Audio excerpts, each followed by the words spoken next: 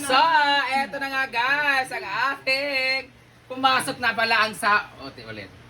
So guys, pumasok na pala ang sahod natin as of today. Pumasok na lahat-lahat. So nagbayad na ako ng mga obligasyon ko. My obligation.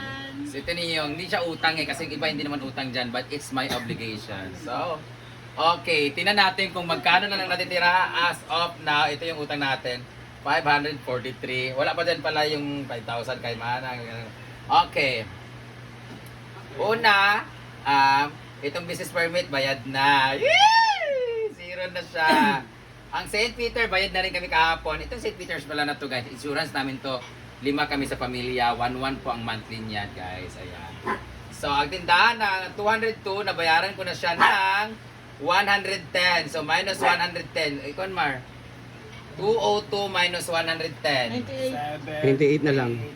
98. Huh? Minus 110? Oh.